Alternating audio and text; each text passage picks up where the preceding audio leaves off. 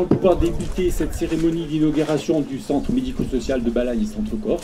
Alors le CAMS, c'est un centre de consultation, c'est le centre d'action médico-sociale précoce qui accueille des enfants qui ont entre 0 et 6 ans, qui rencontrent une difficulté de développement qui concerne la motricité, le langage, le comportement, et pour lesquels on va mettre en place des interventions précoces, une recherche de diagnostic, un accompagnement des familles et une orientation vers le lieu de soins qui leur correspond le mieux si ces enfants relèvent d'un accompagnement plus intense et sur le long cours. Et nous avons un médecin d'abord qui est le chef d'orchestre de cette équipe, une psychologue clinicienne, une neuropsychologue, une orthophoniste, une psychomotricienne, une éducatrice de jeunes enfants et une éducatrice spécialisée.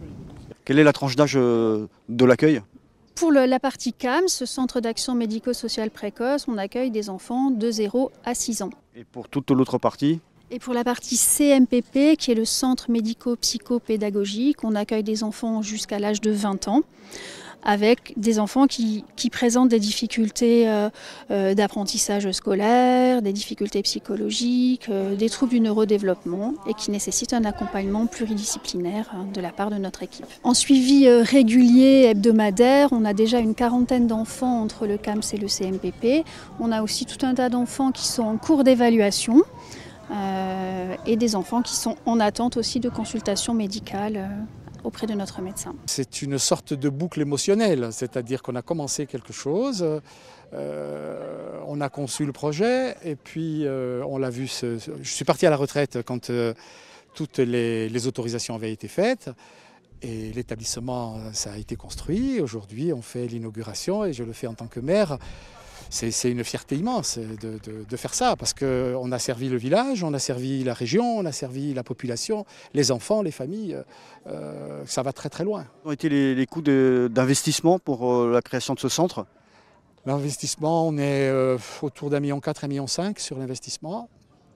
Et sur le fonctionnement, on est à un peu plus de 500 000 €. Centre-Barral, c'est près du littoral, mais on peut dire aussi qu'un tel centre, c'est vecteur d'emploi. Alors effectivement, vous touchez un point majeur. C'est-à-dire que Santa-Ribarade, c'est entre la corniche supérieure et la bande littorale.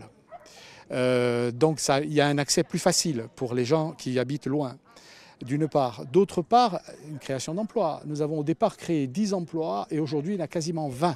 C'est un travail de longue haleine. Cette micro-région, nous l'avions travaillée, analysée dans ses besoins, dans les besoins des familles, des enfants. On avait travaillé avec l'éducation nationale. Donc on partait avec un diagnostic.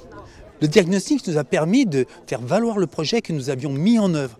Après, il a suffi de le discuter. Ça a été un travail de longue haleine, de pugnacité. Les premiers projets ont été refusés. On a dû restreindre notre projet d'un point de vue financier parce qu'on n'y arrivait pas. Et comme on voulait absolument que ces enfants de Balagne et leur accompagnement, on a fait en sorte de réduire le projet à sa juste dimension qu'elle est aujourd'hui et avec les personnels que nous avons. Il faut savoir que ce centre est à la disposition de tous. Les familles qui entendent ce que je suis en train de vous dire en Balagne, qui ont des difficultés avec leurs enfants, avec leur famille, avec l'école, à partir de là, il suffit de téléphoner. Il y a un numéro de téléphone, Centre des Balagnes, des PEP. À partir de là, un rendez-vous est pris, un médecin est ici, il est là, il écoute les familles et il juge.